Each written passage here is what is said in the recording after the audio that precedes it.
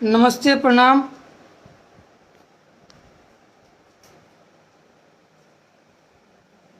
हम विवेक पटेल,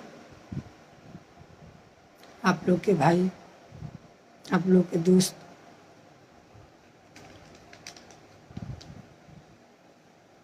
आज हम अपनी फेसबुक आईडी से लाइव आइल बनी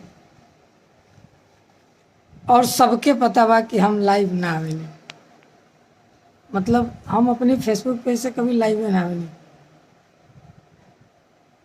केहू अगर दोस्त यार रहेला किसी स्टूडियो में जानी या कहीं मंच पे जानी, वही जा करके वो लाइव आई रहेला तो फिर हम बीच में जुड़ी जानी बातचीत वाला। बट अपनी फेसबुक से हम कबो लाइव ना आवेनी। और आज लाइव अइला के एगो बहुत जरूरी कारण रहला।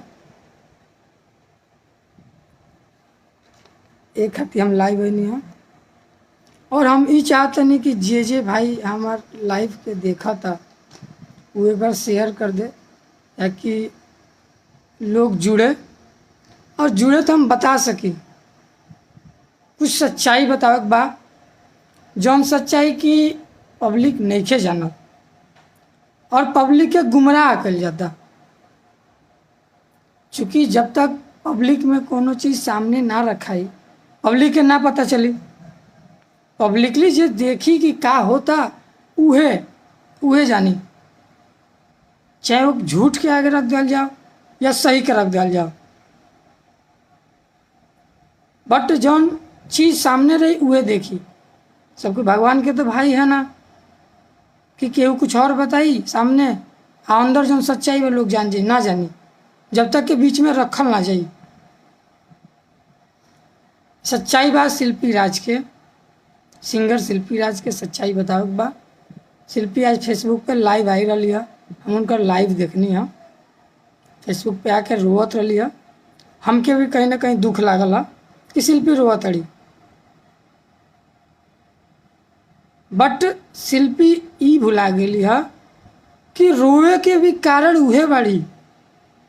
आज अगर शिल्पी रोवत अड़ी तो मैं कहीं ना कहीं शिल्पी के ही गलती बा। शिल्पी तू कहीं ना कहीं गलत काम कैले बाड़ू, कहीं ना कहीं तू गलत बाड़ू। फिर तक आज ही रोवे के समय आ गइल बा या रोवत अड़ू या रोवे के वजह बा। एक पहले तू फेसबुक पर काहे ना लाइव अइलू, काहे ना कब रोले रहलू। ऐसा समय ना नु आई रहे, ऐसा कंडीशन ना नु आई रहे। हम रहनी मैनेज करते रहनी, सारा कुछ देखत रहनी। बट कोनो ना कोनो गलती तो बा ना। आज वो गलती हम बताओ तो नहीं, सबके सामने रखम हम। फेसबुक पे आज तू लाइव रोवत अड़ू। शिल्पी रोवला से हर समस्या के समाधान ना हो जाला। अगर रोवला से हर समस्या का समाधान हो जाई तो हमू बैठ के खूब रोती, हमरो समस्या के हल निकल जाई। पर ई कोनो जरूरी ना बा कि तू फेसबुक पर लाइव आके रोबू तो ताके दर्द बा, ताके तकलीफ बा। अगर मर्द ना रोए तो का ओके तकलीफ ना होला? आँख में से आंसू गिरता तबे पता चली कि ओकरा तकलीफ दर्द होई या ओकरे संगे गलत भइल बा। ऐसा ना होला। फेसबुक पे आके कहते रहो मुझे लोग बदनाम कर रहे हैं, ये है वो है, 10 तरीके के बाद लोग कह रहे हैं मेरी शादी है, ये है वो है। तू फेसबुक पे लाइव आई रहलू एक हफ्ता पहले देवरिया के कोनो स्टूडियो से रिकॉर्डिंग खातिर गई रहलू। ओजा लाइव में तू खुद बोलले बड़ू कि मेरी शादी है। गलती से तारी मुंह से निकलल बा, ई चीज हमके पता बा कि तारे मुंह से गलती निकलल बा। लेकिन तारा मुंह से गलती निकलला के कारण बा कि लोग के लगल बा कि शायद शिल्पी के भी शादी हुई। पब्लिक को समझ ले बा। और तू भोजपुरी इंडस्ट्री में बाड़ू, तू देखा तारू कि कोनो बात होला तो लोग अपन चैनल चलावे खातिर 1000 तरीके के टाइटल लगा के कर देला। बट गलती तो तसे पहले भइल नू। तू काहे बोल लू कि हमारी शादी है? बोले से पहले सोचे चाहिए नू। बोला तू मेरी भैया की शादी है, 22 मई को तिलक है, 24 मई को शादी है, बट गलत तू बोल दे बड़ू। तू वीडियो के देखिया, खुद तक के पता चल जाए। फिर पटेल फिल्म वाली बात करते रहूँ, एग्रीमेंट है, ये है वो है, सादे पन्ने पे हमने सिग्नेचर किया था, हम ही नहीं कई आदमी किए थे। अरे यार, तू सादा पन्ना पर सिग्नेचर कर देबू तो सबके ऊ कह दी। ताके भी पता बा ना 4-5 आदमी सिग्नेचर कैले रहे, पता बा ना ताके। तो तू सादा पन्ना पर सिग्नेचर कर देलू तो बाकी लोग भी तो तरह देखा देखी कर दे हल। काहे करी सादा पन्ना पर सिग्नेचर केहू? काहे करी? और तू ही काहे कैलू? काहे नोबरा बोल लो कि इस पर मैटर लिखिए कि आप क्या किस वजह से सिग्नेचर कराना चाहते हैं, तब न बात बनी। और ये तो तू कैलू ना। और सिग्नेचर जब कैलू तो तू भूल गईलू कि हमसे तू खुद कर लू, विवेक जी इसको पढ़िए, हम सिग्नेचर करेंगे, पहले आप पढ़ लीजिए।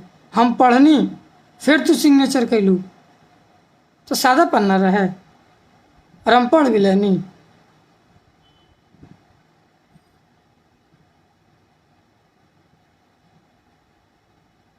कई जगह से सुनाई लाम के कि अभय भैया, अभय पांडे शिवाय फिल्म के मालिक, वहाँ के कई जगह कहते हैं कि हम ही शिल्पी के साथ विवेक को रखवाया था। ठीक है, आप ही रखवाए थे, हम मान लेते हैं कि आपके कहने पे शिल्पी के साथ गए थे, पर आप ये भूल क्यों गए? जब से आपसे पहले मुलाकात जब दिल्ली में हुई थी, उस समय हम शिल्पी को लेके गए थे फर्स्ट मुलाकात में, तब रखवा कब दिए? कब रखवाए?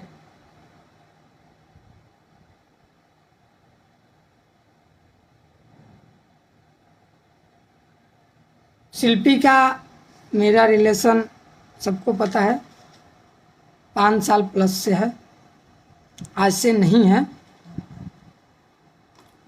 शुरुआत दौर से ही शिल्पी हमसे बोली, हम लोग बातचीत करते थे, हम लोग का फ्रेंडली सर्किल था, हम लोग दोस्त थे, दोस्त से लवर बने। फिर शिल्पी बोली, विवेक जी मुझे दिक्कत हो रहा है गाना गाने में, ये है वो। हम पहले शिल्पी के साथ नहीं जाते थे, शिल्पी के साथ पहले शिल्पी के जीजा जी जाते थे, सुजीत नाम है उनका, बट जाते थे। मेरा रिलेशन उस समय इंटरनली था, केवल हम लोग फ्रेंडली और प्यार करते थे। वो चीज़ अभी घर वालों को नहीं पता था किसी को, बट फ़ोन पे हम उस समय भी फ़ोन पे हम सारा कुछ बताते थे। शिल्पी यहाँ जाओ, जीजा जी साथ में हैं तो ऐसे करो, फिर वहाँ से गाना गाना तो यहाँ आना, फिर वहाँ से यहाँ आना, सारा कुछ हम बताते थे। फिर ऐसा कुछ बात हुआ जिसके कारण तुम्हारे जीजा जी तुम्हारे साथ जाना बंद कर दिए। तुम हमसे बोले, विवेक जी ये हो रहा है, वो है, मुझे परेशानी है। तो हम तुमसे क्या बोले थे शिल्पी? शिल्पी हम बानी और हम तार साथ ना छोड़ब, चाहे जौन भी कंडीशन आई, हम हर जगह तार सपोर्ट करम, चाहे सुख के बात हो के या दुख के बात हो के, हर घड़ी तार साथ रहम, तार साथ छोड़ के ना जाए, और हमेशा तार छाया बन के तारे पीछे रहम। वो दिन से आज तक रहनी, ये सबके पता बा।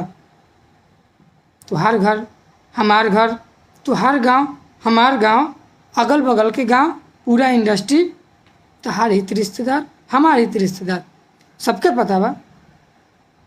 एमे भी तो कोनो छिपा वाली बात नहीं के। फिर सबसे पहले तक हम रंगोली में लेके गए नहीं, ऐसे निराला सर की यहाँ, वहाँ 2-3 बार तक के लेके गई नहीं। जब जाई जा 3-4 दिन रही जा, 4-5 गाना गाई जा, फिर आई जा। दिल्ली तक के ले गई नहीं, रंगोली में। फिर रंगोली वाला सर के बात कुछ हमके थोड़ा सा अच्छा ना लगल, जेके कारण हम तसे कहबो कैनी शिल्पी यहाँ ठीक नहीं खे, आप आवल गईल बार बार, इससे बढ़िया बा कि यहाँ से थोड़ा सा साइड हो जाइल जा। तारे साथे भोलू भैया गावत रहनी, भागीरथी पाठक भैया, और दिल से ताके भाई माने नहीं वहाँ के भोलू भैया, हमके भी भाई माने नहीं, हमें कोनो डाउट नहीं के, और बहुत सपोर्ट भी ताके कैले बनी। उहों के रंगोली से गावत रहनी, फिर उहों के भी छूट गई रंगोली, तोहार भी छूट गई। हमनी के घरे आ गिन जा, प्रोग्राम वगैरह जो भी है हमनी के जा बाइक से प्रोग्राम करी जा, चाहे वो गोपालगंज होके या रुद्रपुर होके या देवरिया होके या सिवान होके, हर जगह तक के ले जाई प्रोग्राम कराई। फिर भोलू भैया के कॉल आयल, वहाँ कहने शिल्पी जनी अभय पांडे सर बानी, और हम उनके चैनल से जुड़ गए बनी, और वहाँ से हम बात कैले बनी, विवेक बाने तू बाड़ू आवल हो, और एजा से गावल जा, और तोहर यहाँ देवरिया जिले के हैं। हमने कहने जा कि ठीक बा, हम विचार कहनी, सोचनी विचारनी, फिर कहनी ठीक बा। फिर घर मम्मी से परमिशन लेनी, पर मम्मी हमार ना तैयार होकस, ऐसे ना तैयार होकस कि हमार मोबाइल और इलेक्ट्रिक के प्रिंटिंग प्रेस के दुकान रहे चौराहे पे, पटेल मोबाइल केयर के नाम से भी फेसबुक आईडी पे ओकर पोस्टर वगैरह हुई, शादी के कार्ड वगैरह भी छापी, photo copy, photo, electric mobile दुकान, सारा कुछ रहा हमार।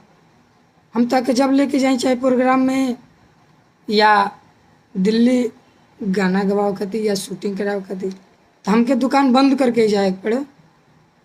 ये चीज़ ताके भी पता बा, सबके पता बा, जे भी हमारे गांव जवार से बा, हम भी गांव के बा, तहरी गांव के बा, सबके पता बा। फिर मम्मी से हम कहनी, मम्मी ना तैयार होत रही, उनके ही लगे कि दुकान बंद होता, दुकान बंद करके तो एक एक हफ्ता दिल्ली रहा, 10-10 दिन, 15-15 दिन, फिर दुकान टूटी बाबू।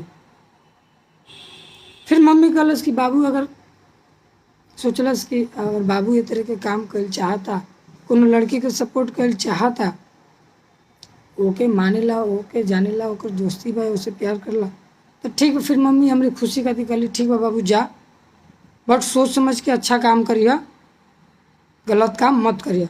हम कहा मम्मी देखा तू टेंशन मत ला, जौन भी करम अच्छा काम करम। फिर मम्मी हमारे के परमिशन देली जाए के, हम ताके लेके गए नहीं। अब अभी से भेंट भइल, वहाँ गाना वाना भइल, सबसे पहला गाना था वहीजा शिव मनमोही भैया के स्टूडियो में भई रहे, और भजन भई रहे श्याम जी के, फिर लोकगीत भइल, सूरज बेदर्दी भैया के लिखल भजन रहे, सब भइल। फिर आवे जावे लगनी जा, तब से अभय भैया से संपर्क भइल। अभय भैया सपोर्ट कैले बनी, नो डाउट, अभय भैया के हम दिल से बड़ भाई माने नहीं, अभय भैया सपोर्ट कैनी, गावा लगनी। फिर तो बीच में हम अभी सुननी है कि कहा तरह कि मेरा एग्रीमेंट है शिवाय फिल्म से। जब से हम बानी अभय भैया के जुड़ला से, शिवाय फिल्म के जुड़ला से पहले से हम बानी, और अब तक बानी, अब तक कहीं भी शिवाय फिल्म से एग्रीमेंट शिल्पी के नहीं खे भइल। इस चीज़ के बात के सच्चाई बा, चूँकि अभय भैया खुद कहत रहनी कि एग्रीमेंट वाली कोई बात नहीं है, शिल्पी तुम अच्छे से गाओ, मेहनत करो, बाकी हम तुम्हारे पीछे मेहनत करेंगे। बात सही बा, अभय भैया ये बात बोल रहनी, अभय भैया सपोर्ट करता नहीं। फिर घर आई नहीं जा, फिर काफ़ी साल 1.5 साल इस तरह के माहौल चलो, फिर कहनी शिल्पी ऐसे कुछ हो ना पाई, हमने के पटना निकले पड़ी। पटना हमने के जाइल जाई, तो पटना में इस चीज़ के गढ़ बा, और वहाँ ज़्यादा स्टूडियो बड़ी सन, ज़्यादा सिंगर बानी लोग, ओइजा जाइल जी तो ओइजा यही माहौल में ढल जाइल जी, और घरे बानी जाता आज मंच प्रोग्राम करते हैं जा, फिर 2 दिन शांत रह, फिर 2 दिन बाद केहू के रिकॉर्डिंग आता तो मीरगंज जा, फिर आवे जाए में 2 दिन काम करा, फिर 10 दिन नागा होता। उससे बढ़िया अगर वहाँ रह ली तो रेगुलरली काम हो जाई, रेगुलरली हमने का अच्छा व्यवहार बन जाई, रेगुलर काम मिलने लगी तो ज़्यादा अच्छा रही। वो बीच हमने की मीरगंज जाई जा, समीर भैया के गाना तू गाव, रंजन रंगीला भैया के गाना गाव, और भी सिंगर लोग के तू गाना गाव। और रंगीला फिल्म से ओबरा गीतकार अर्जुन शर्मा जी बहुत अच्छा गीतकार, ओकरा सपोर्ट करी। और वहाँ के लिखल थार गाना बाजल, बुकुर बुकुर लाइट बारेम, बतरू से पहले दिले बानी, अखिया के काजल, अर्जुन शर्मा जी के लिखल गाना। अर्जुन शर्मा जी से भी बहुत पहले से जुड़ल बनी जा। ये चीज़ तो के पता बा, ये चीज़ बतावे वाली नहीं बा। वहाँ के भी बहुत सपोर्ट कैले बनी। ओकर बाद से पटना तब तक टिंकू तूफान केसरी भैया के कॉल आ गए। वहाँ के रंजन भैया के स्टूडियो में काम करत रहनी, तारी पास फ़ोन आयल तो ऐसे कहने कि शिल्पी पटना आओ, अच्छा गाती हो। उससे पहले तू वहाँ के स्टूडियो में आई रहलू और यहाँ से लाइव भजन गा के गई रहलू, आवाज़ वहाँ के सुनले रहनी। बीच में TF खातिर ट्रैक बनवेले रहनी जामनी के 2 गो। लाइव गौला के बाद टिंकू भैया से एगो रहे लोटवे पे गावना करवाइला TF खातिर, और एगो कौन और गाना रहे याद नहीं क्या आवत, गाना TF से गई रहे। और TF में पंकज कपूरी जी के माध्यम से गाना रिलीज भई रहे। फिर वही ट्रैक पे सावन के 2 गीत भइल। तो बलिया में हम तक बलिया लेके गई नी, बलिया में जाके वहाँ के घरे रह के शूट भइल, वहाँ के घर के आगे। फिर पटना में जब टिंकू भैया के कॉल आयल तुमसे बतैलू, विवेक जी का करिए रुए बताई, रुए सब करे के बा तो रुए राय देम, रुए जानता नहीं, हमके बस गावे से मतलब रहे और हम गावे पे फोकस करम, बाकी हमके कोनो चीज़ से मतलब नहीं है। विवेक जी रुए देखी। फिर हम सोचनी राय विचार करनी, फिर कनी शिल्पी अच्छा बा पटना हम जाए के तक कहत रहनी लेके, और ए बेरा तो एगो अच्छा मौका मिल गई, टिंकू भैया बुलाओ तनी तो कम से कम एगो बैक सपोर्ट मिल गई। पटना आईनी जा, पटना हमने के आवे से पहले एगो कार्यक्रम करे रहनी, योगी भैया करके रहने झारखंड, योगी भैया झारखंड करके रहने का नंबर बताओ तो नहीं, योगी भैया झारखंड और कानपुर के रहनी। तो वहाँ के एक बार कॉल कर लेनी, तो छठ में हमने क्या के पटना और जागरण के कार्यक्रम करके गई रहनी जा, तो पता बटले बा जागरण के कार्यक्रम करके गई रहनी जा। तो हम के याद आयल तो उनका नंबर हम पर सेव रहे भैया के, हम फ़ोन करने कहने योगी भैया मुझे पटना रहना है, शिफ्ट होना है, बट पटना में मुझे किसी से संपर्क नहीं है, और आप एक बार मुझे कार्यक्रम में बुलाएं भैया, मेरा सपोर्ट कीजिए, बस आप मुझे एक रूम दिला दीजिए। तो वहाँ के रूम दिलैनी गाय घाट में, जस्ट गांधी सेतु पुल पार कैला के बाद गाय घाट में हमने के रूम लेनी जा। फिर तब तक रूम लेनी जा, रह लगनी जा, काम मिले नहीं। हमने के 2 महीना में 2 गो 3 गो 4 गो प्रोग्राम, 3 गो 2 गो प्रोग्राम मिले, कहो 1500 पर करी जा, कहो 2000 पर करी जा। कभी कभी वो ना मिले तो अपने पास से मैनेज करे पड़े, रूम भाड़ा, खर्चा अपन, कपड़ा लत्ता सारा कुछ, बीच बीच में घरे भी जाइए ओकर भी किराया भाड़ा। कैसे जब से हमने के पटना आनी जा या दिल्ली गई जा, जब से हम तक लेके घूमे लगनी, तब से एक चीज़ के भी तो सच्चाई बा कि तस्तरी घर से 1 रुपया नहीं खींच ले ले। उससे पहले तार भैया शिल्पी तारा पीछे बहुत सपोर्ट के लिए बने, बिने भैया बहुत पैसा लगैले बने, लाखों रुपया तरी गाना पर लगैले बने। बट हमरा जुड़ला से पहले 2-4 गो एल्बम जौन भी निकलले रहलू, लाइव जौन भी रंजय वाला के यहाँ से भई रहे, उनमें पैसा लगेले रहलू। बट हम जब से ताके लेके घूमे लगनी, तब से अच्छा व्यवहार, अच्छा सोच और अच्छा तरीका से समझ के काम के सबसे अच्छा से मिलल, और अपन बात व्यवहार के वजह से ऐसा भइल कि फिर हमनी के घर से 1 रुपया ना लेवे पड़ल। तू अपने घर से 1 रुपया ना लगैलू और आज तक ना लगैलू। हमने के यहाँ आई नहीं जा, अपन काम करी जा, मैनेज करी जा, जो ना महीना में ना मैनेज हो के वो महीना में हम अपने पास से मैनेज करी। बट जब से पटना में तक लेके आईनी हम फुली तरीके से अपन दुकान तारे खातिर बंद कर देनी। ओकरा हमके ई लालच ना रहे कि यार हम पैसा कमाते नहीं, खूब कम भी कमाते तो 1500 रुपये डेली कमाते हैं दुकान से 2000 रुपया। फिर एगो लड़की खाती हम चुतियापा कर जाते नहीं। ये सब भी लालच हम के ना रहे ना हमारे ये सब डिमेरिट सोच रहा है। हमके बस दिमाग में रहे कि शिल्पी के हम माने नहीं, शिल्पी के हमके आगे बढ़ावे के बा, शिल्पी के हम वादा के ले बनी तेपा में खरा उतरे के बाद चाहे जौन कुछ भी हो जाए दुकान बंद कर देनी। जाके लेके पटना ही नहीं, टिंकू भैया से मिल नहीं जा। तब तक टिंकू भैया रंजय भैया के यहाँ से निकल गई नहीं, वहाँ के हट गई नहीं। फिर वहाँ के जाके एगो गांधी मैदान में बी सीरीज करके स्टूडियो रहे, वहाँ काम कर लगनी। बीच में वहाँ के अपनी कुछ प्रॉब्लम की वजह से 5-6 महीना डिस्टर्ब हो गई नहीं, जौना के कारण हमने के वहाँ के बुला के भी ना मदद कर पाई। चूँकि वहाँ के स्टूडियो ही छोड़ देनी तो वहाँ के पास कोनो चारा ना रहे। फिर हमने के डीजे ब्रिजेश भैया बानी, डीजे ब्रिजेश चकिया, वहाँ से दिल्ली में भेंट भई रहे, वहाँ के हमार सपोर्ट कैनी। वहाँ से हम कहनी ब्रिजेश भैया देखिए ना हम यहाँ आए हैं, ऐसे ऐसी बात है। तो डीजे ब्रिजेश भैया दिलीप आशिक जी बानी, बस स्टैंड में वहाँ के स्टूडियो बा, और वहाँ के राइटर भी हैं। वहाँ का नंबर देहनी संजीत मधोसी भैया के स्टूडियो रहा, वहाँ का नंबर देहनी, कहानी जाइए आप इन लोगों से बात कीजिए, हम फ़ोन करके बोल देते हैं, मिलिए। यहाँ लोग के पास है ही नहीं, मिलनी बात विचार भइल। फिर यहाँ के बोलने लोग हम लोग आपका सपोर्ट करेंगे, जो भी डुएट गाना आएगा हम लोग बुलाएंगे, गवाएंगे। फिर धीरे धीरे कर करके ऐसे करके धीरे धीरे हर स्टूडियो में जौन स्टूडियो में पता लगे हर स्टूडियो में जाई जा, सबसे रिक्वेस्ट करी जा, बात करी जा, भैया ऐसा ऐसा है, मेरा गाना सुन लीजिए, यूट्यूब से सुन लीजिए, या हम गा रहे हैं सुन लीजिए, या कोई गाना हमसे गवा के देख लीजिए। सबसे रिक्वेस्ट कैनी, तू भी रिक्वेस्ट कैलू, हमने के मिल के काम करे लगनी जा। धीरे धीरे फिर 2-3 महीना काम कहनी जा। तब तक एक आदमी बानी राहुल पांडे भैया, राहुल राज पांडे गीतकार, वहाँ से भी हमने के गोपालगंज प्रोग्राम में ही भेंट भई रहे।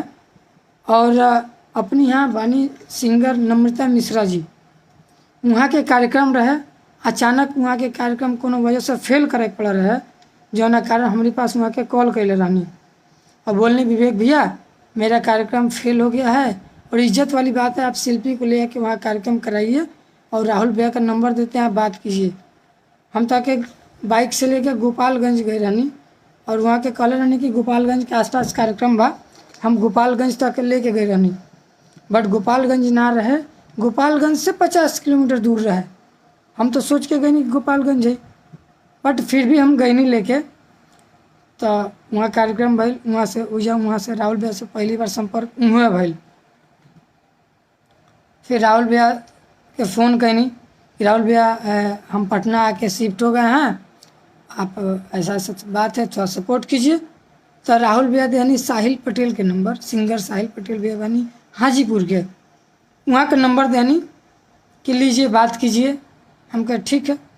हम फ़ोन मिले नहीं तो वो नंबर गलती से साहिल पटेल भैया के ना रहे, वो नंबर गलती से आ गए अभिषेक पटेल भैया के, पटेल फिल्म के मालिक।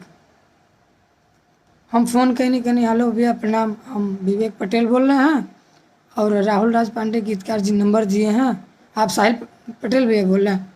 तो बोले नहीं हम साहिल पटेल नहीं बोल रहे हैं, हम उनका बड़े भाई बोल रहे हैं अभिषेक पटेल। हम कहे जी भैया प्रणाम।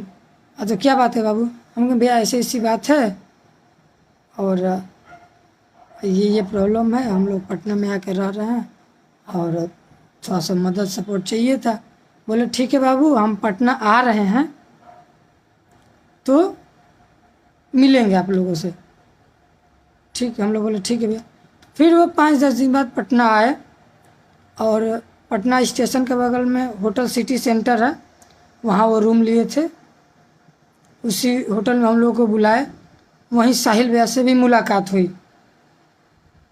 जिनके जिनके वो गलती से जिनका नंबर हमको मिलना चाहिए था उनके जगह पर अभिषेक भैया का नंबर मिल गया। और फिर दोनों आदमी वहाँ मिल गए, दोनों आदमी से बात हुई। वहाँ पे शिल्पी उनके फेसबुक पेज से लाइव आई थी, लाइव आके सारी बातें बहुत कुछ बोली भी थी कि हम पटेल फिल्म साथ से काम करेंगे। फिर अभिषेक भैया से बात भइल, अभिषेक भैया हमनी के लिया के गईनी रोहित स्वराज भैया बानी उर्फ भोलू भैया, वहाँ के स्टूडियो बा मछुआ टोली में, वहाँ हमनी के गईनी जा, वहाँ हमनी के गाना रिकॉर्ड भइल वही स्टूडियो से। फिर 3-4 गाना डुइट भी भइल, सिंगल भइल। तो सिंगल में शिल्पी गौली और डुइट जौन गाना रहे वो में पवन बिहारी करके सिंगर बानी मशरक के भैया, पवन भैया से गवाल गई रहे। फिर ऐसे धीरे धीरे स्टार्ट भइल, फिर शिल्पी से अच्छा रिलेशन बन गई, अभिषेक भैया के हमार पारिवारिक संबंध जुड़ गए। फिर अभिषेक भैया कहने कि विवेक का एक काम करते हैं, दूसरे के स्टूडियो में जाना पड़ रहा है, उससे बड़े एक अपना स्टूडियो खोल लेते हैं शिल्पी के लिए, शिल्पी यहीं रहेगी और गाएगी, अपना रहेगा तो जब मर्जी तब गा सकती है। फिर अभिषेक भैया स्टूडियो अपन डलनी, वो स्टूडियो में सारा स्टूडियो के मॉडिफाई करावल हम रह के करैनी। अभिषेक भैया 1-2 दिन आके रहीं। फिर वहाँ के लखनऊ में भी अपन कारोबार बा, वहाँ के लखनऊ रहे नहीं, बीच बीच में आई वहाँ के अपन 1 दिन 2 दिन रहीं, स्टूडियो के काम मैन्युफैक्चर के वहाँ के देखी बनत रहता। फिर चल जाई तो हम देखी, हम सारा काम कराई, फ़ोन पे लाइन अप होकर भैया ऐसे हुआ, ये काम करा दिए, वो काम करा दिए। फिर स्टूडियो बन के तैयार भइल, उद्घाटन भइल। अभिषेक भैया के पत्नी भाभी जी भी आई रहनी, उषा भाभी। फिर अभिषेक भैया के लड़का एक जनी राज बने, एक जनी लकी बने, वो दोनों आदमी भी आई रहे। फिर धीरे धीरे करके पटेल फिल्म में रोहित भैया जुड़ गई नहीं हाजीपुर से, गोलू सिंह करके एक लड़का रहने रिकॉर्डिंग करस वहाँ के, और गाना भी गाओ, सब बहुत अच्छा गाओ सिवान के। फिर सिवान से बीरबल बिहारी जुड़ गई नहीं, फिर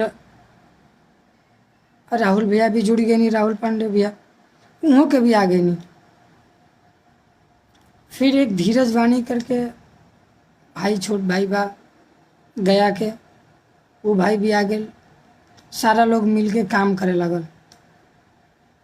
हमने के पटेल फिल्म स्टूडियो में सारा मैनेजमेंटिंग के काम हमार रहे, सारा कुछ हम मैनेज करी, कौन सिंगर आईने, कौन सिंगर भैया के कौन गाना गवावे बा, केकर कौन काम बा, केकर कौन काम नहीं के, सारा कुछ हम ही मैनेज करी टोटली।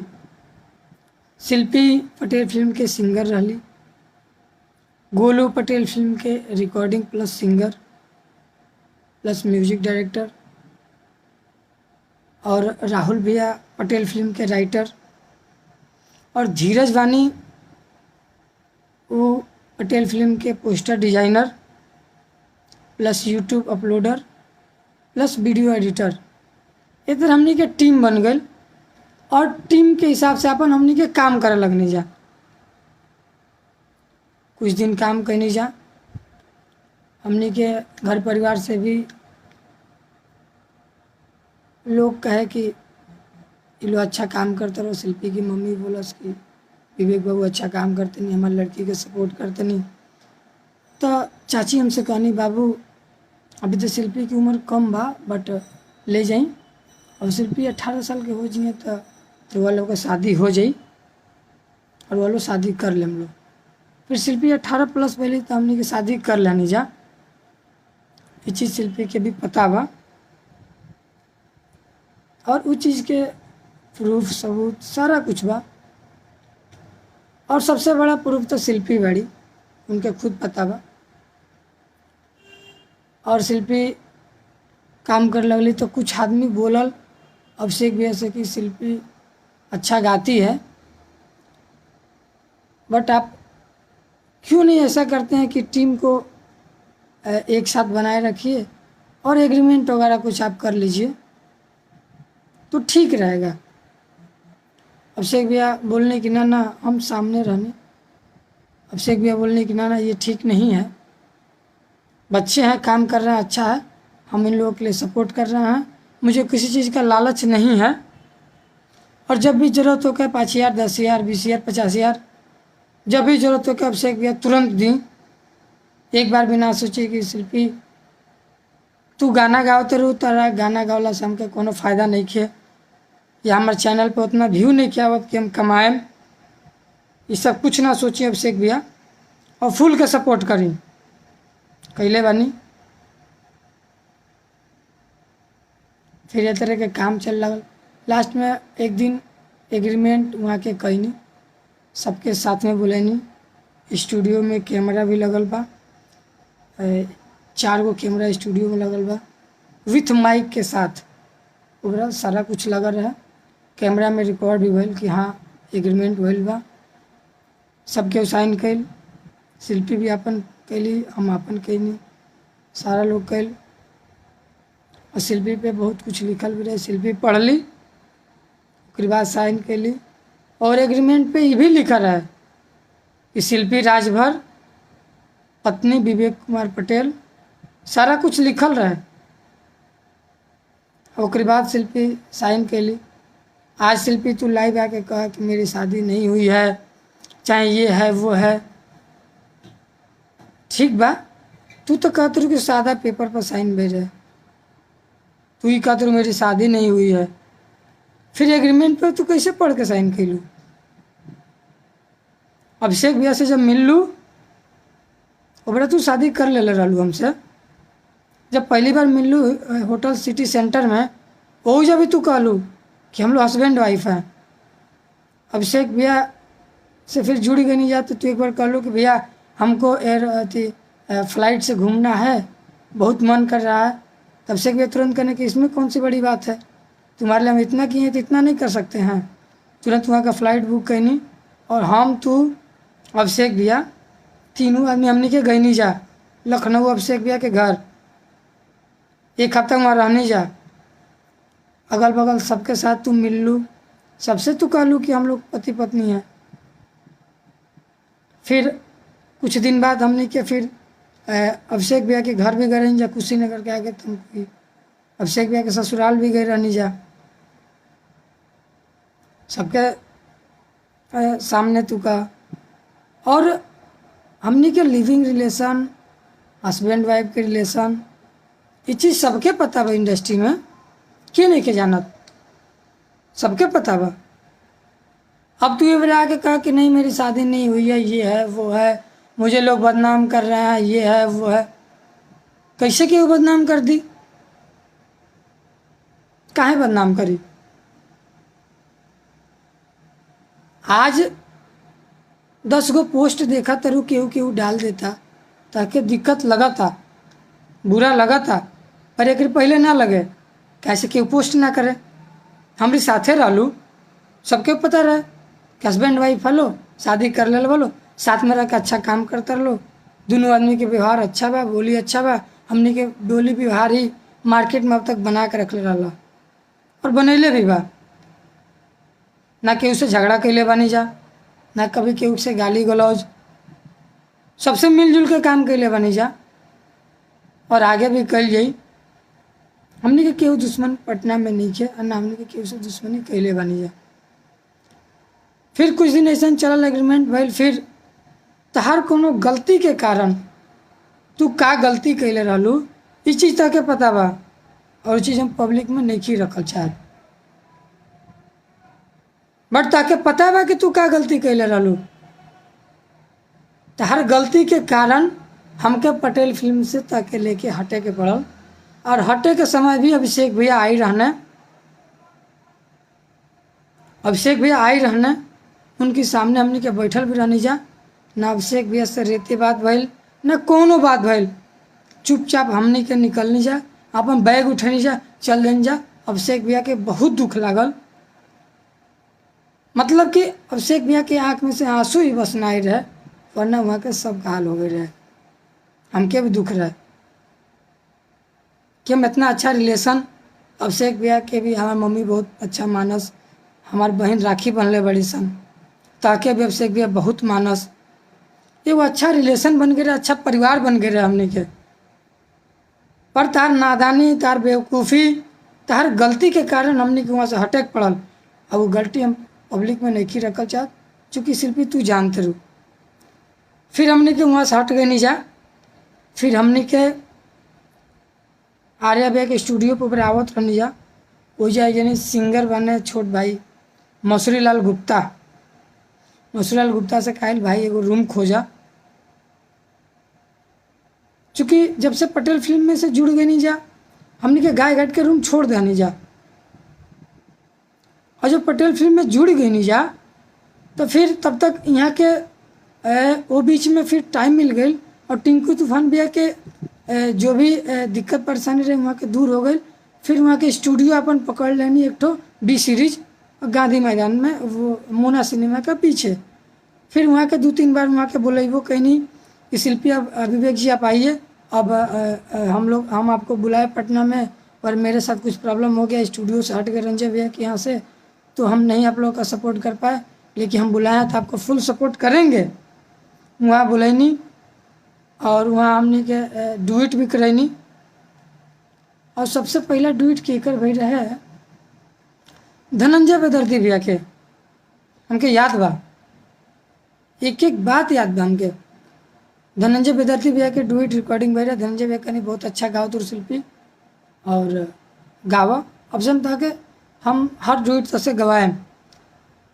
फिर वहाँ के कुछ दिन 2-4 महीना टिंकू भी वहाँ काम कहीनी। फिर आपन स्टूडियो कुछ दिन बाद से वहाँ के डाल लेनी। तो जब से आपन स्टूडियो वहाँ के पर्सनली खोल लेनी, फिर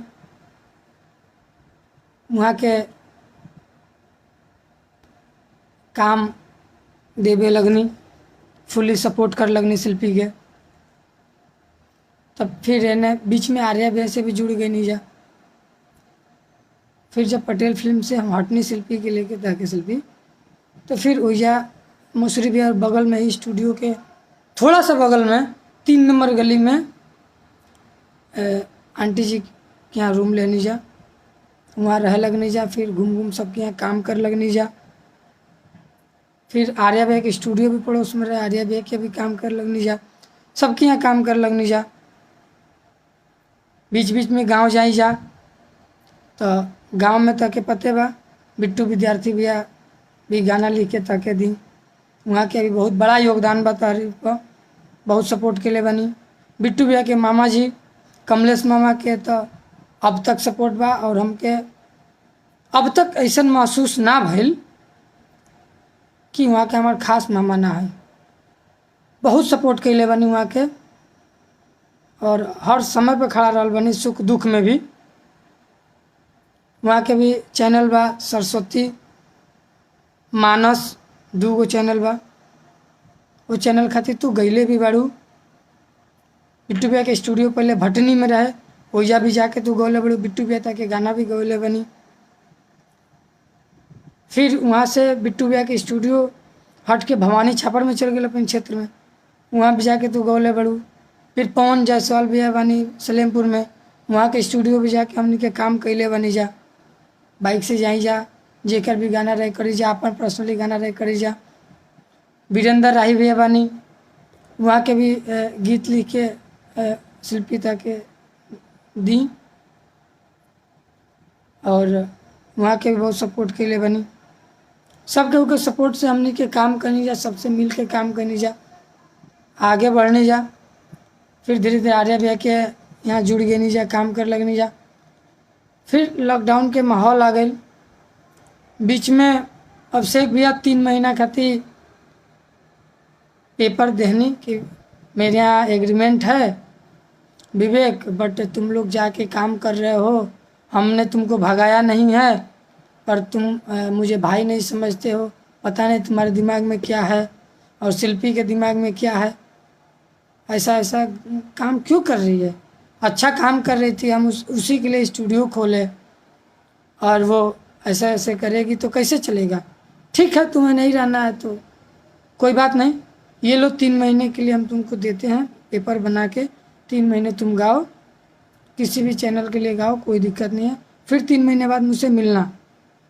3 महीना हमने के सर से काम कहने जा। फिर तब तक लॉकडाउन के माहौल लगल, लॉकडाउन लग गई। लॉकडाउन लग गई तो फिर वहाँ के लॉकडाउन में प्रेशर दिहल ना चाहनी, और हमार भी बात विचार बंद हो गए। फिर जब से लॉकडाउन लगल तब से हमके लगा, तब से गया से बात विचार आज तक नहीं के भाई, न फ़ोन पे न सामने। एक बार बीच में करीब 3 महीना पहले सांवरिया एंटरटेनमेंट में मुलाकात भई रहे सामने सामने, लेकिन बात विचार ना भइल। वहाँ के अपने काम से गए रहनी, हम अपने काम से गए रहनी। फिर हमने के चले नहीं जा। तो शिल्पी जब तू एग्रीमेंट कैले बड़ू तो वो चीज़ के तू माना। देखा, सच्चाई सच्चाई होला, झूठ झूठ होला। झूठ के सहारे तू ज़्यादा दिन ना टिकबू, ज़्यादा दिन ना चल पैबू।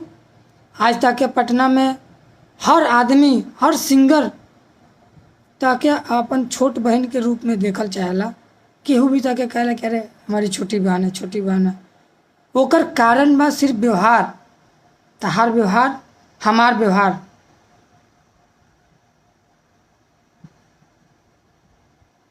अब तक जे भी सिंगर से हमने के जुड़ल बनी जा, सबके हमने के भाई, हमके भाई बराबर मन ले बा, जान ले बा, और ताके छोट बहन जैसे मानेला। इसी तक के पता बा। फिर देखा शिल्पी, झूठ के सहारे कोनो काम ना हो सकेला। हम ए बेरा तहार काम नहीं देखत। हमार तहार थोड़ा सा ए बेरा हमार तार बीच में थोड़ा सा कोनो बात के अनबन के लेके हमने के बीच में थोड़ा सा दरार पड़ गई बा। और दरार पड़ल नहीं के, दरार जबरदस्ती डालल गई बा। कुछ आदमी बीच में आके दरार डलले बा, और काहे डलले बा इहो चीज़ हम बताएं, सबके बताएं। तो बीच में अगर केहू आ गई बा, हम एबरा तार काम नहीं देखत। तू एबरा फेसबुक पे एक दिन लाइव आई रहलू और खुद कहलू कि ये हमारे मैनेजर अभय पांडे जी, जिसको भी डुइट सिंगल गवाना हो वो इस नंबर पे कॉल करें।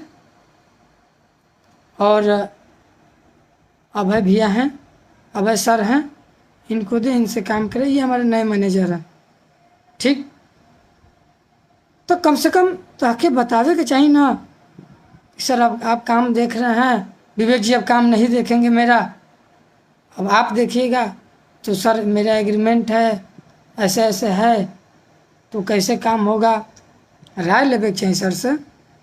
सर के क्या पता बा? अब सर के तो नहीं क्या पता ना कि तू एग्रीमेंट के लिए बढ़ू। आज लाइव आके तू बोलते रहो कि मेरा सपोर्ट कीजिए, आप लोग मुझे आगे बढ़ाए हैं। सही बात बा। आज सब भोजपुरिया श्रोता समाज के आशीर्वाद बा, प्यार बा, दुलार बा, जे तू आज अच्छा प्लेटफॉर्म पकड़ ले बड़ू, और यही लोग के सपोर्ट ताकि मिली, तू और आगे जीबू, अच्छा नाम करबू, अच्छा काम करा, मेहनत करा। लेकिन जब एग्रीमेंट कैले रहलू शिल्पी, जे भी जैसे तू लाइव आके बोला तरू कि गलत गलत अफवाह है, ये है, मेरा एग्रीमेंट नहीं, हमने सादे पेपर पे सिग्नेचर किया था, ये है वो है, ये लोग देखे ना गए रहे शिल्पी, के रहे हो बेरा? हम रानी, तू रहलू, अभिषेक भैया रानी, राहुल पांडे रानी, फिर रोहित भैया रानी, धीरज वानी रहना, गोलू सिंह रहना, ये लोग रहे ना। अब अभी ऐसे बात कर तू, सर ऐसा ऐसा बात है, अब अभी हम मैनेज करते हैं, तार काम, तार मैनेजर बनल बनी वहाँ के, तो वहाँ के रिस्पॉन्सिबिलिटी बा ना, वहाँ के बात करती, जाके पता करती कि हाँ ये सही है कि गलत है। पहले ये चीज़ के पता कर चाहते रहे। जब तक लगा था कि हम सादा पेपर पर सिग्नेचर के लिए बनी, तू भूल गई बड़ू, तो सर के बोलल चाहत रहे ना कि सर ऐसी ऐसी बात है, काहे ना बतैलू तू, तार गलती नहीं के। फेसबुक पे एक दिन और लाइव आई रहलू स्टूडियो से, जब तू अभय भैया के मैनेजर घोषित कैलू, एक दिन बाद वो पोस्ट डिलीट हो गई। का मतलब है कर कि ये बड़ा लाइव आओ तरू सुबह डिलीट होता, फिर आज लाइव आई रहलू है, सबके सामने रोलू है, अपन दुख जाहिर कैलू है। अच्छा बात बता के दुख बात जाहिर कैल बड़ू, पर पब्लिक नहीं खे ना जाना शिल्पी सारा चीज तहार। लाखों रुपये अभिषेक भैया तारा पे खर्चा कैले रहनी, तहरे खातिर स्टूडियो खुला रहे, यो तक के पता बा। सारा कुछ वहाँ के खर्चा कैले रहनी, ये चीज लोग नहीं खे ना जाना शिल्पी, ये चीज तू जानते रू ना, तो ताकि बताओ क्या ना भाई भैया से कि भाई भैया जब आपसे फिर शिवा फिल्म से कुछ दिन के लिए हम लोग गाना छोड़े, तो आपको पता है कि पटेल फिल्म से हम काम कर रहे थे। अब सर के तो पता बा, तब सर के बताओ चाहते हैं ना। अब भैया गई थी पटेल फिल्म वाला के खोजती, अभिषेक भैया से बात करती, एग्रीमेंट देखती, या जौन भी बात आप वहाँ के तो समझदार बनी ना, वहाँ समझती। तू कहते रू कि कई जगह सुने महिला भाई भैया भी कहते हैं, तो भी कहते रू कि हम बच्चे थे, नादान थे, तो हम सिग्नेचर कर दिए।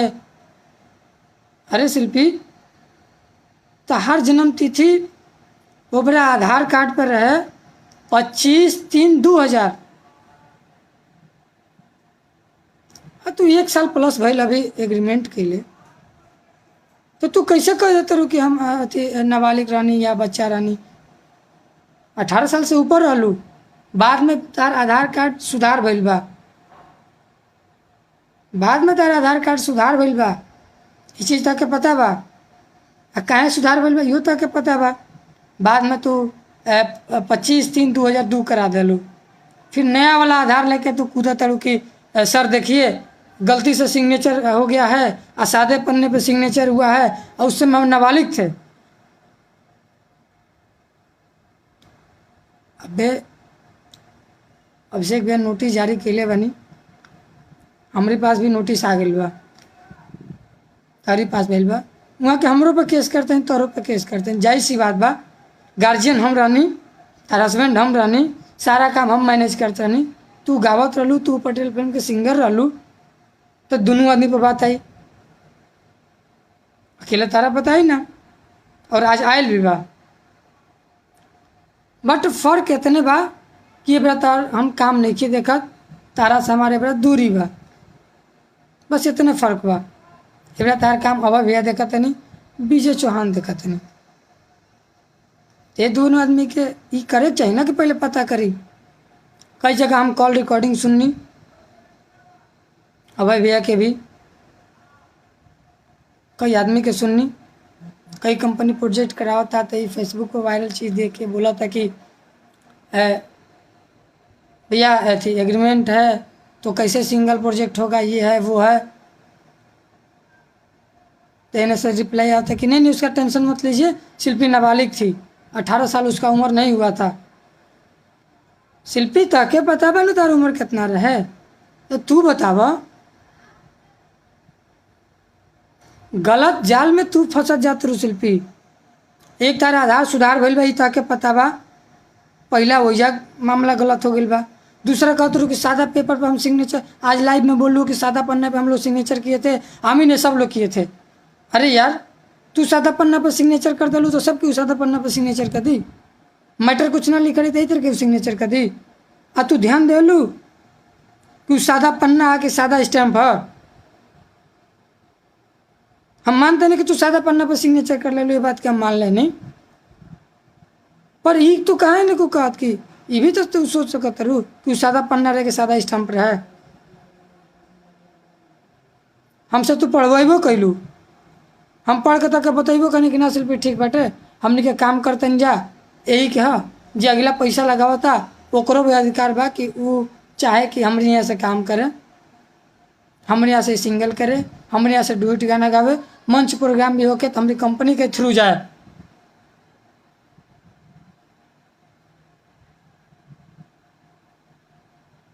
ऐसे कि तारा पटेल फिल्म के गईला से कोनो फायदा तो ना रहे अभिषेक भैया के। 2000 2500 1500 ये व्यूज आ, ये व्यूज से कितना कमा ले हुई हैं ना कमैले हुई हैं बोला। फिर लाइव आके बोलते रहो कि मेरी शादी नहीं हुई है विवेक जी। आज लाइव आलू तो एक बार ना कहलू कि विवेक जी साथ रहे हैं, विवेक जी सपोर्ट किए, या विवेक जी मेरे गार्जियन बन के थे। तो यार भैया कहते ना कि एग्रीमेंट शिल्पी की है, तो ना शिल्पी के अम्मा का सिग्नेचर है ना शिल्पी के भैया का सिग्नेचर है। क्यों रहेगा आप लोगों का सिग्नेचर? जब शिल्पी के गार्जियन साथ में थे, सब कुछ हम करते थे, तो हम सिग्नेचर किए हैं, तो मेरा सिग्नेचर मान्य नहीं है कि हम घर वालों को खींच के लाएं? शिल्पी का सिग्नेचर मान्य नहीं है कि घर वालों को खींच के लाएं? हर कलाकार सिग्नेचर करते हैं, एग्रीमेंट करते हैं कंपनी से। तो कोई ज़रूरी है कि वो अपने माता पिता दादा दादी सबको लेके आएंगे, वो सिग्नेचर करेंगे तभी मान्य होगा? ऐसा तो नहीं है। कलाकार का सिग्नेचर मान्य होता है। और कलाकार 8 साल की तो थी नहीं।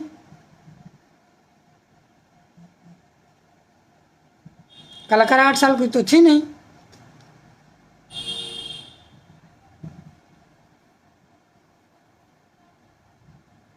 फिर आर्या भैया के यहाँ से हम लोग काम करने लगे। वहाँ से लॉकडाउन में हम लोग वहाँ कोरोना का माहौल चला। मकान मालकिन बोले कि कोरोना का डर है, आप लोग रूम खाली कर दीजिए। फिर आर्या भैया के स्टूडियो वाले फ्लैट में हमने के फिर रूम लेने जा। छोटू भैया मकान मालिक बनी, ओइजा भी हमने के रूम के एग्रीमेंट भइल। ओजा लिखाइल बा कि हाँ ये लो हस्बैंड वाइफ है, वो एग्रीमेंट पे लगभग 6-7 महीना 8 महीना से हमने के जा बानी जा। पूरा इंडस्ट्री जानता हमने के रिलेशन के बारे में, हमने के संबंध के बारे में। फिर आज तो कैसे लाइव आके बोलते रहो कि ऐसा कुछ नहीं है, तो ये है तो वो है, गलत अफवाह है। कैसे गलत अफवाह हो जाए? इंडस्ट्री के लोग नहीं के देखा? इंडस्ट्री के लोग के नहीं के पता? आर्या भैया के आके काम कर लगने जा। विजय भैया यहाँ रिकॉर्डिंग करी, विजय चौहान। धीरे धीरे फिर अभय भैया से बात भई रहे। अभय भैया कहने की शिल्पी रुको, हम प्रमोद भैया से गाना कराते हैं तुम्हारा। अभय भैया ये लाइनअप कहनी, प्रमोद भैया से गाना गवैनी, कृष्णा भैया से बात कहनी, अप्पू भैया के स्टूडियो में भइल। फिर वो बेरा से प्रमोद भैया के भी बहुत सहयोग रहल, कृष्णा भैया के बहुत सहयोग रहल, अप्पू भैया के बहुत सहयोग रहल। प्रमोद भैया कंटिन्यू गवावे लगनी। हम ही नहीं करके अभय भैया सपोर्ट नहीं, अभय भैया बहुत सपोर्ट के लिए बनी, प्रमोद भैया भी सपोर्ट के लिए बनी। फिर रोशन भैया से जुड़नी जा, रोशन भैया भी सपोर्ट करनी। फिर छोटू रात भैया के यहाँ जुड़नी जा, फिर नेहा स्टूडियो में जुड़ना। मतलब धीरे धीरे पटना के हर स्टूडियो में जुड़त गई, सारा लोग सपोर्ट के लिए बा। आज तू लाइव आवा, लाइव आके तू बोला कि अभय भैया हमारे बहुत सपोर्ट किए हैं, प्रमोद भैया सपोर्ट किए हैं, कृष्णा भैया सपोर्ट किए हैं, विजय भैया सपोर्ट किए हैं, आर्या भैया सपोर्ट किए हैं, ये हमारा टीम है, हम लोग सपोर्ट किए हैं। सही बात होता कि सपोर्ट के लिए बा, सारा आदमी तक सपोर्ट के लिए बा शिल्पी, और बहुत सपोर्ट के लिए बा। बट केवल यही लोग सपोर्ट नहीं के लिए, और भी लोग सपोर्ट के लिए बा। ओकर बिल्ला नाम तू बोल सकेलू लाइव में आके, ओकर भी जिक्र तू कर सकेलू। पर 4 आदमी 5 आदमी के नाम तू काहे लेबू? का इंडस्ट्री में सिर्फ 5 आदमी के बदौलत खड़ा बढ़ू, या छठा भी क्यों बा, 7वां भी क्यों बा? लाइव आइल बड़ू, आज तक कहाँ बोल रहे बड़ू कि रोशन सिंह भैया हमारे सपोर्ट किए हैं, छोटू रात भैया मेरा सपोर्ट किए हैं, टिंकू तूफान भैया मेरा सपोर्ट किए हैं? कहाँ लाइव में बोल रहे बड़ू? अगर कहीं बोल रहे हो खा तब बताओ। चीज गलत बा शिल्पी। शुरू से जे तक सपोर्ट के लिए ओकर नाम तू ना ले लू। पटना आवे से पहले अर्जुन शर्मा जी गाना तक लिख के दिले बनी, वहाँ के तू नाम ना ले लू। वीरेंद्र राय जी गाना लिख के दिले बनी, वहाँ के तू नाम ना ले लू। बिट्टू विद्यार्थी भी गाना लिख के दिले बनी, वहाँ के तू नाम ना ले लू। सूरज विद्यार्थी भी गाना लिख के दिले बनी, वहाँ के तू नाम ना ले लू। अर्जुन अजनबी भैया रंगोली फिल्म से लेके शिवाय फिल्म तक, पटेल फिल्म से लेके फिर VR म्यूजिक तक, सारे गामा तक, लगभग बहुत सारा कंपनी में वहाँ के गाना लिख के तारा खातिर दिले बनी, उहों के शुरू से सपोर्ट के लिए बनी। अर्जुन भैया के तू नाम ना ले लू। कमलेश मामा वहाँ के इतना सपोर्ट के लिए बनी, इहो चीज के पता बा, वहाँ के तू नाम ना ले लू। शुरुआती दौर में हम तार इतना सपोर्ट कैनी, इतना दिन तक तेरे साथे रहनी, तू आज लाइव में लू एको बार ना कहलू अभिषेक जी मेरे साथ रहे। 10 दिन 15 दिन से हमार दार बीच में थोड़ा सा कोनो बात के लेके झगड़ा भइल बा या कोनो बात भइल बा, तो तू रिलेशन भुला जीबू, तू अपन बैकिंग सपोर्ट भुला जीबू, तू अपने परिवार के भुला जीबू, तू अपने आदमी के भुला जीबू। तो गलत बा ना शिल्पी। और आज तू लाइव में आकर मेरे साथ गलत हो रहा है, मेरे लोग गलत भरम है, मुझे लोग बदनाम कर रहे हैं, मैं आगे बढ़ रहा हूँ, लोगों को जलन हो रहा है। क्या जलन होता? ऐसा तो कोनो बात नहीं के, ऐसा कोनो बात नहीं के। बट शुरू से शिल्पी जी सपोर्ट कैले ओकर नाम तक लेवे के चाहे, ये चीज़ तक हम शुरू से सिखैले बनी, शुरू से बतैले बनी कि शिल्पी हर आदमी के साथ मिल के चले के बा। और ये चीज़ तू बीच में भुला गए हुआ। विजय चौहान भैया गाना लिख के देवे लगनी, फिर ताके लाग गल कि यहाँ से अच्छा केहू गाना लिखिए ना सकेला, यहाँ से अच्छा गाना केहू कंपोज कर ही ना सकेला। अर्जुन अजनबी भैया फ़ोन कैनी तारी पास गाना देनी, फटाक से बोल देलू, वहाँ के गाना लिखल, वहाँ के गाना लिखल VR म्यूजिक से हिट भइल। यादव जी से लेव लगवाओ तनी 15 मिलियन प्लस। वो चैनल के शुरुआती सबसे बड़ा गाना, वो चैनल के नाम बदल दिलस गाना, वो अर्जुन भैया के लिखल रहे। फिर ओकर बाद 3-4 गो गाना लगातार अर्जुन भैया के गाना पर मिलियन गए, चैनल अच्छा रिस्पांस दिलस। रानी जी के बहुत सपोर्ट रहे उनमें, रानी जी अच्छा अच्छा वीडियो कैनी, रानी जी भी ताके बहुत सपोर्ट कैनी। VR म्यूजिक में से तार गाना बजला के वजह से ताके बहुत लोग जानल, VR म्यूजिक से ही ताके बहुत लोग जान ले बा शिल्पी। चूँकि सोलो गाना तार हिट भइल बा तो शुरुआती VR से ही, ये चीज़ भी ताके पता बा। कहाँ लाइव में आके रानी जी के नाम बोले लू। मार्स एंटरटेनमेंट विकी भैया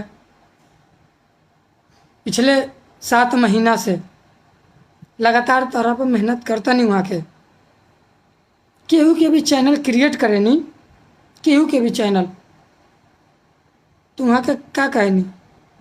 एक काम करो, आप शिल्पी राज का पहला कंटेंट डालिए, शिल्पी राज से फ़ोन करके गाना ले लीजिए। वहाँ का पहला चीज़ रहला कि शिल्पी राज से गाना लीजिए, काहे कि और से भी तो बोल सके नहीं।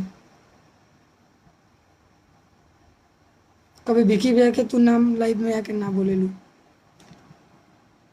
जब नाम लेबू आर्या भैया, अभय भैया, विजय चौहान। और जब लीची वाला गाना के बात आई, पढ़ा तने नौआ के गाना के बात आई, तब जाके बोलबू कि प्रमोद भैया का ये गाना है, वो सपोर्ट किए हैं, कृष्णा भैया गाना लिखे हैं, तब बोलबू। शिल्पी हर आदमी के सपोर्ट बा, हर आदमी तारा पर मेहनत के लिए बा। हम तो तार परिवार बन के कैले बनी, और वो लोग ये लाइन से जुड़ के कैले बा, तो ताके सबके नाम लेवे के चाहिए। इंटरव्यू जब जब भइल बा ना ले लू, काहे वो आदमी के दुख ना लगत हुई जे तारा पीछे मेहनत के लिए बा। सन्नी भैया रॉयल फिल्म के मालिक, इतना दिन सपोर्ट कैनी, ट्वीट से लेके सारा कुछ कैनी, लेकिन आज तक कभी नहीं कहले कि शिल्पी तू अब अच्छा गाओ, तो तार मार्केट बन गई, तार पीछे हम सपोर्ट कैले बनी, तो वो काम करे 2-4 गाना हमें चैनल खातिर गा दो। आज तक वो नहीं बोले हैं सनी भैया। इतना सपोर्ट करने के बाद सनी भैया आज तक नहीं बोले कि शिल्पी हमारा खातिर तू गाना गाओ। क्या है, इसी तरह सोचे चाहिए ना शिल्पी। और आज ये तू कंडीशन पर पहुंच गए बड़ू शिल्पी कि आज वो आदमी के फ़ोन पर रिस्पांस नहीं खुद दे। हाँ जी, ताकि बहन बराबर मानेला, हर जगह सुख दुख में सपोर्ट कैले बा। वो आज तक फ़ोन कैल कहता कि शिल्पी तो से 2 मिनट बात बा, तू डायरेक्ट बोलते रहो कि अभय पंडे भैया मालिक हैं, चाहे इंटरनली बात हो या कोई भी बात हो, आप डायरेक्ट अभय भैया से बात कीजिए। शिल्पी तासे कोनो इंटरनली बात होके ताकि वहाँ के बहन माने नहीं तो गलत बात करम ना, ताकि परिवार के सदस्य माने नहीं गलत बात तो करम ना, कुछ आपसी बात हुई ना। अब तो डायरेक्ट बोला कि आप अभय भैया से बात कीजिए, वही हमारे मालिक हैं, वही हम मैनेजर हैं, तो तू ऐसे गलत नहीं खू, एकदम गलत बड़ी।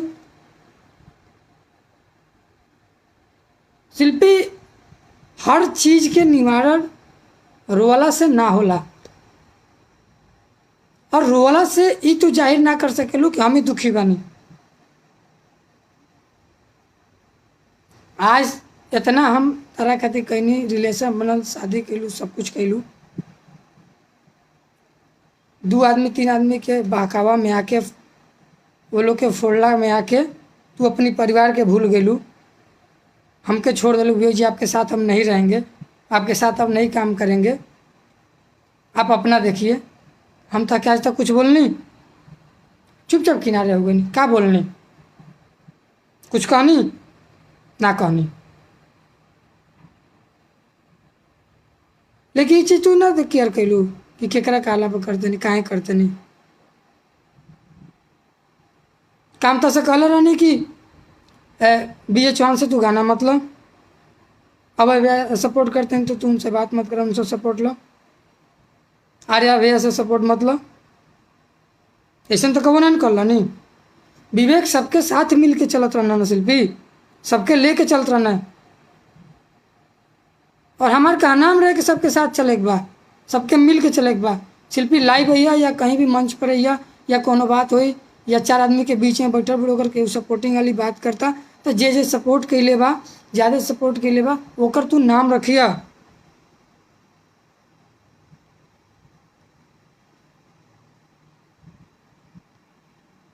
आज विजय चौहान भैया यहाँ के भी हम बहुत मानत रहनी, भाई से बढ़ के मनले बनी। यहाँ के भी अभी कुछ दिन पहले 2-3 महीना पहले बहन के शादी रहा, जितना तक भैल हम सपोर्ट कैनी, और जितना तक भैल यहाँ के सपोर्ट कैनी, यहाँ से घर से लेके सारा कुछ करे आयल गए, सब कुछ कैनी जाए। यहाँ के मानत रहनी, यहाँ के शिल्पी के बहन मानत रहनी, शिल्पी भी भैया मानत रही, सबके पता बा, ये चीज़ सबके पता बा। चूँकि हर जगह लाइव में, हर जगह न्यूज़ में, शिल्पी के चैनल पे भी मेकिंग वीडियो बा, शिल्पी हिट्स पे जाकर वह देख ली लो, विजय चौहान ऑफिशियल पे मेकिंग वीडियो बा, जाकर वह देख ली लो, सबके चैनल पर बाटे। हर जगह भाई बहन का रिलेशन बा, लेकिन सिर्फ दिखावा खातिर, इंटरनली रिलेशन भाई बहन के नाम पे धब्बा बा।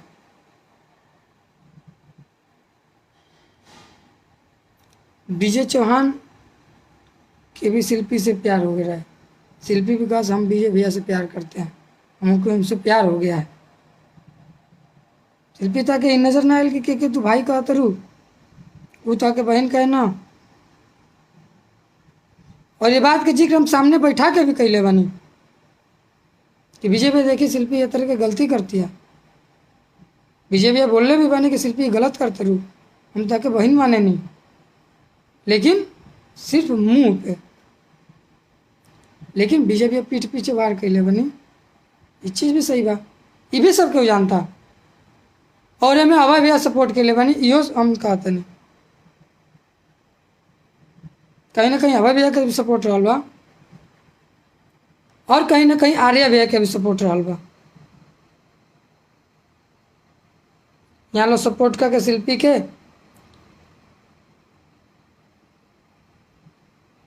और शिल्पी के फोड़ दिया, पैसा के लालच दिखा दे शिल्पी हमनी के संग जुड़ा हैंगा। शिल्पी हम तारा खातिर गाना लिखत नहीं, हमनी संग तो डुइट गावत रू, हमनी के जोड़ी लोग पसंद करता और मार्केट में अच्छा चलता। अगर हमनी के मिल जाइली तो अच्छा काम कर जी। विवेक कुछ नहीं कर, बस तार मैनेज ही काम करना, विवेक के हटावा और सबके गेम के हमरे साथे।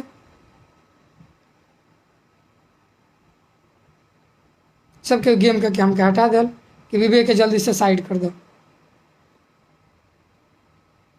हटा दिलू, हम साइड हो गए नहीं। और हम एक बीच में कबो लाई बहनी या फोन का कहता के उल्टा सीधा बोलने का कहनी।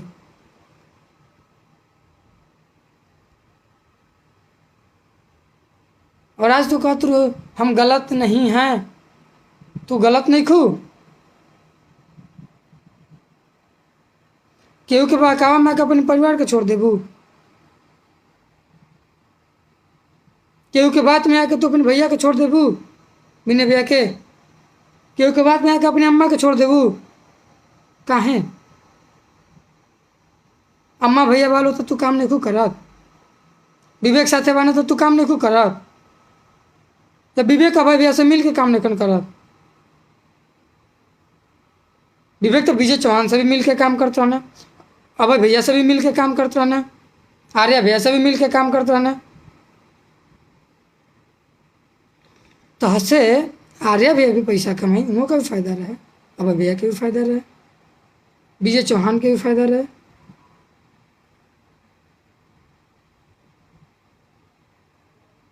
फिर काहे ऐसा कैलू तू? लाइव आके बोलते रहो कि कोई एग्रीमेंट नहीं है, कोई कुछ नहीं है।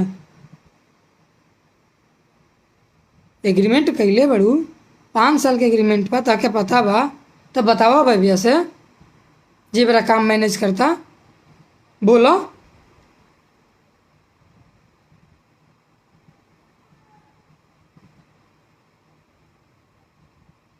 लाइव में आके कहते रहो कि हम केस करेंगे, के केस करबू? केकरा पर तू केस करबू शिल्पी?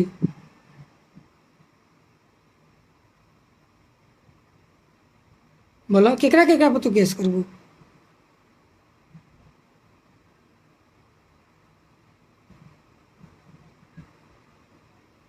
शिल्पी गलती कैले बड़ू तो गलती के माना, और एग्रीमेंट बा ये चीज़ तक पता बा, एग्रीमेंट के उल्लंघन मत करो। चाहे काम तार हम मैनेज करें या अभय भैया मैनेज करें, मायने ही नहीं के रखा, मायने ही रखा था कि तार एग्रीमेंट बा तो एग्रीमेंट के थ्रू चला। और नियम के हिसाब से चला।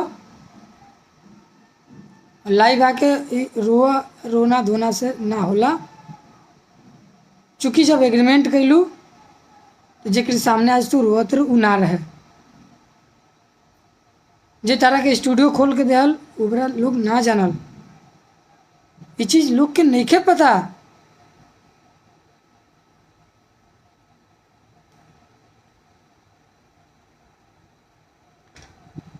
तारा पीछे बहुत लोग से सपोर्ट कैले बा, ताके लोग बहुत मानेला, तो एकर गलत फायदा मत उठावा।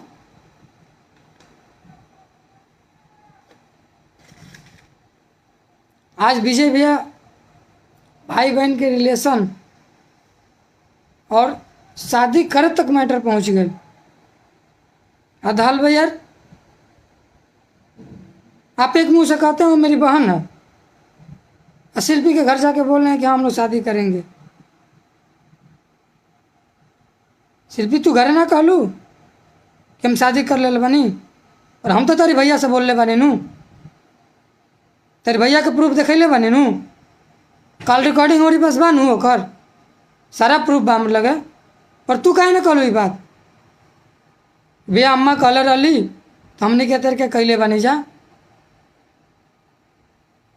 बोले चाहिए ना भैया से, भैया तो तार विदेश रहत रहने, वो चीज़ तो उनके नहीं क्या पता ना, ताके पता रहे ताके बोले के चाहिए, काहे ना बोल लू। चौहान जी कितना अच्छा आदमी, जो अपनी बहन के साथे रह के तैयार हो गए, बहन के साथ शादी करे के तैयार हो गए। और ऐसा महान आदमी के तो सैल्यूट करे पड़ी भाई, विजय चौहान महान है।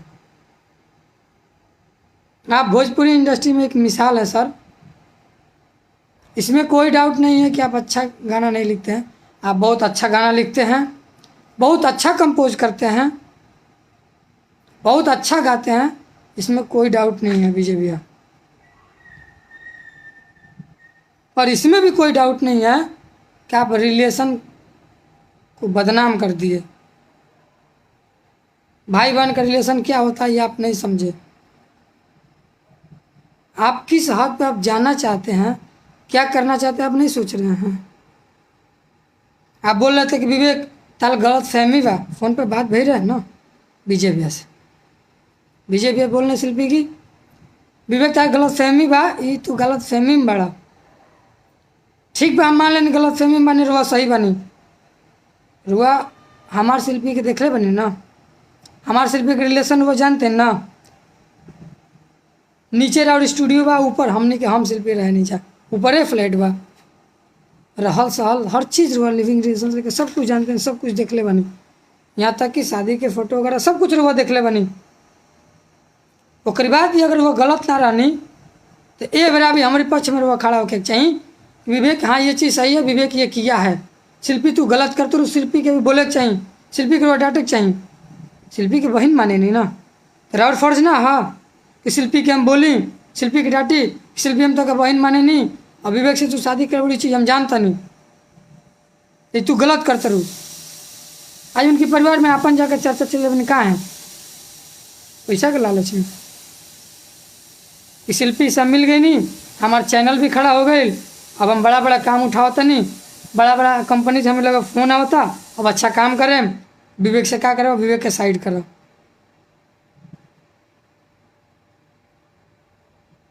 ठीक बा विवेक साइड हो जिए, विवेक कुछ ना कहिए, लेकिन किस मुंह से शिल्पी को लेकर इस इंडस्ट्री में फिर काम करिएगा, क्या मुंह लेके उसके साथ रहिएगा, किस मुंह से आप शादी की बात की है, शिल्पी अपने घर पे बोल दी है या आप बोल दिए, किस मुंह से,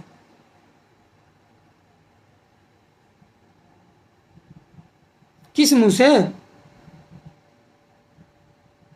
आपको जरा सा भी समझ में नहीं आया कि भाई बहन का रिलेशन क्या होता है। हर जगह, अभी आपका कुछ दिन पहले 5 तारीख को ही आपका बर्थडे था, इसी 5 को, उस दिन भी शिल्पी आपको वीडियो बना के भेजी, आपके फेसबुक आईडी पे है, बड़े भैया विजय चौहान जी के बर्थडे है। अरे रिलेशन को बदनाम मत करो भाई, एक जगह शिल्पी तुम्हारा रिलेशन बना हुआ है,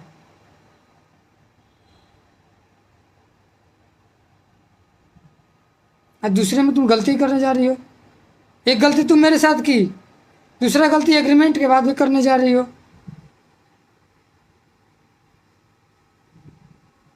तो सबसे यही कहना है कि शिल्पी, हाँ ये सही है कि एग्रीमेंट है, और शिल्पी के कुछ गलती के कारण से ही हम लोग वहाँ से हट गए थे, ये भी सही है। फिर लॉकडाउन का माहौल की वजह से वो अभिषेक भैया कुछ बोले नहीं, हम लोग बीच में मिले नहीं, 3 महीने का वो काम करने के लिए पेपर भी मुझे दिए थे, जहाँ जहाँ लगा वहाँ वहाँ सपोर्ट भी किए हैं, 50,000 10,000 20,000 हमेशा दिए हैं।